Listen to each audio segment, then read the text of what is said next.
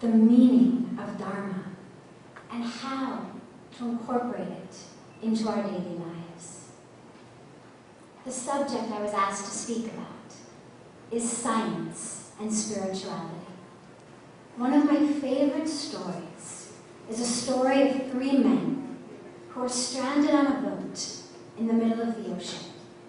And as they're stranded on this boat, they've done what sometimes young children do in a bed or in their bedroom, where they've drawn these invisible imaginary lines in the boat, so that each of the 3 men has his own portion of the boat. And one day, 2 of the men look over into the 3rd portion, and they realize that it's filling with water, it's flooding. And they scream, "Plug up the hole, it's flooding, we're going to drown." And the 3rd man says, "Oh, don't worry, it's only flooding in my part of the boat." Now, of course, invisible, imaginary lines or not, if any part of a boat is flooding and leaking, the whole boat is going to sink. And yet in our lives, that's what we've done. We've drawn these imaginary, invisible lines between this is my physical life, this is my career life or my academic life, this is my social life, and this is my spiritual life. And we tend to pay a lot of attention and give a lot of attention to our physical life, our career life, our academic life, and our social life. And we tend to let our spiritual life start to fill with water and leak and flood. And we think, no problem, it's only the spiritual part. The problem is that, like in the boat, the lines are only invisible. They're imaginary. If any part of our life, particularly the spiritual part, if it starts to leak, the whole boat sinks. And one of the reasons that we've been giving so little attention to our spiritual life has to do with science. We've become so focused. And science is wonderful. Science has given us everything. The problem is that when we try to apply the scientific method, when we try to apply scientific principles to God and to spirituality, it doesn't work. What does science say? Science says if it's measurable, if it's quantifiable, if it's tangible on some level, then it exists, then it's valid. And of course, spirituality and God are not measurable and quantifiable or tangible in any way that we know. And so I can't tell you how many homes I've been in recently all over the world in which the youth say, "I don't believe in God. Why do we have to go to temple? Why do we have to pray? What's the importance? How can you prove it?" And the tragedy of this is that you're trying to put square pegs into a round hole, and it doesn't work. 100 years ago, if you said to anybody, our brains function by electricity, everything that takes place in our body takes place because of a series of electrical impulses in the brain, they would have laughed. They would have thought you were crazy. The brain, electrical. But once MRIs and PET scans and CAT scans and all of these measuring equipment and machines became available, suddenly we can see, yes, the brain is electrical. But 100 years ago, before we knew that, if the electrical impulses in your brain stopped, what would happen? You would die. Or you'd be at least brain dead. It doesn't matter whether we could measure it or understand it or believe it. Those electrical impulses in the brain are keeping us alive.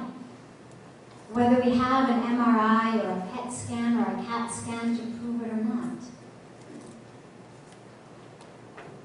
In the days before Newton discovered gravity, was it safe to walk off a building?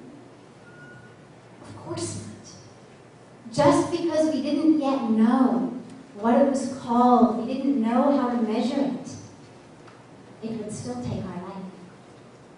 And in the same way, spirituality gives us our life. Just because we can't measure it yet, just because we don't understand it in those constructs. And yet, it applies and affects so many areas of our life. I'll give you just a few examples as time is short. Duke University, one of the most famous research-based universities in America, conducted a study several years ago in which they did a longitudinal study, 10-year study, of thousands of people. And they measured every aspect of these people's lives. Eating habits, living habits, everything. And what they found at the end of 10 years is that people who regularly attended a place of worship were 25% less likely to die of any cause during the 10 years of the study than people who didn't. Amazing. What's happening here? We're not giving out multivitamins as prasad. We're not running medical camps side by side our temples. It's not that the air is pure. It's not that our bandharas are somehow more organic. What's going on? Dartmouth University, another very famous, very renowned university, did a study of patients who had suffered from a heart attack. As those patients entered the hospital, when they did the intake, in addition to all of their medical questions, they also asked, how religious are you? And at the end of 6 months, what they found is that people who had said, there were 3 choices: very religious, somewhat religious, and not religious. People who said they were not religious, 11% of them had died within 6 months after the study. Now that's not unusual. You can ask somebody like our Dr. Dubé or any doctors. 11% is actually very standard for people having had the first heart attack. That within 6 months they will have another fatal heart attack. What about the people who said they were very religious? What percent of them do you think died? 0. 0. What is going on here? What these studies tell us is that spirituality, a connection to God, faith, are playing a huge role in our lives.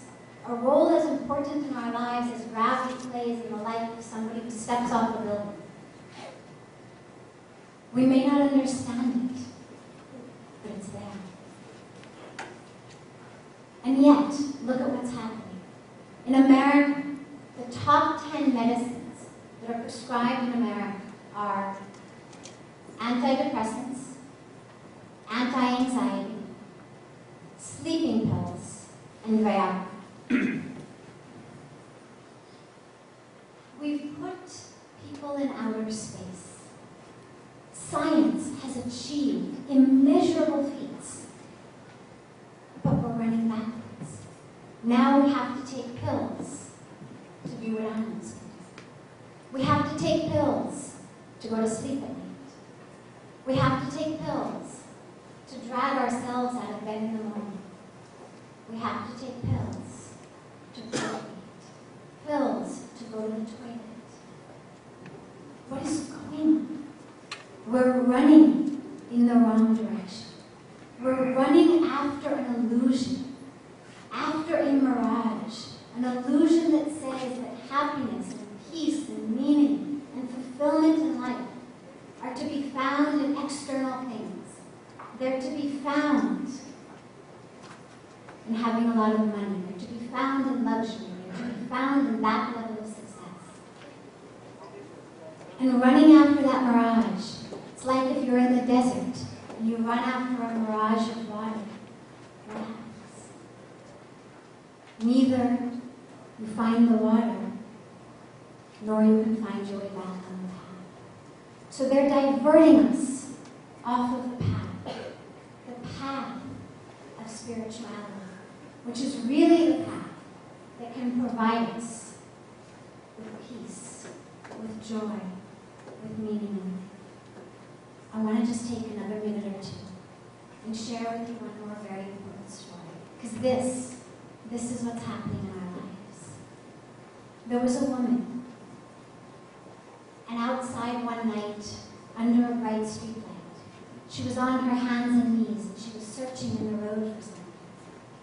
And a holy man walked by, and he said, "Mother, can I help you? What are you looking for?" She said, "I've lost my key. Can you help me find it?" So he said, "Sure." He also got down on his hands and knees, and he helped her search. After some time, he said, "Mother, where exactly did you lose your key?" "Oh, I left it in the house," she said. "Then why were you searching outside, in the road?" he asked. "Oh," she said, "because inside it's very dark. There's no light. But outside there's this very bright street light. So I'm searching here under this light." He said, "Mother, go back inside. It may be dark. It may take some time. But you will find your key. An army can't help you find it outside." And in our lives, we're searching for peace. We're searching for happiness. We're searching for meaning and fulfillment. But we're searching in the wrong place. It happens to be very bright in a shopping center. It happens to be very bright outside in the malls. But we need to turn back inwards. Back, as Dr. Dubé has said, as Buddha Swamiji has said, back to the Dharma. That is what will provide us with the true path in our lives. And you, the youth, are the ones who need to guide the rest of the world. You need to show it to them. This conference, this convention, these organizations that are here to support you are to show you where the path is. But then your job is to show others. Last, there was a father, a businessman, and he came home from work one day, and he was sitting in his chair reading the newspaper. And he had a young son who came up to him and who kept trying to talk to him and try to play with him. And his dad said, "Yes, yes, in a few hours I'll play." But the boy kept coming. And finally the father tore a page out of the newspaper. And he tore that page into lots of little pieces. And he handed it to his son. And he said, "Look, it's a jigsaw puzzle. On this page is a map of the world. As soon as you put this map back together, tape it up, bring it back to me, and then I will play with you." And the father thought now he has at least several hours of time that he can sit and read the paper. But within 5 minutes, the boy was back. Map taped perfectly together, handed it to his father. And his dad said, "What?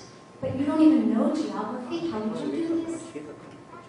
And the boy said, "Dad, on the back of the map of the world, there was a picture of a child. I just put the child and the world automatically came together." That is your job. Take your Dharma, use your Dharma to put yourselves together, and then go out and put the world together.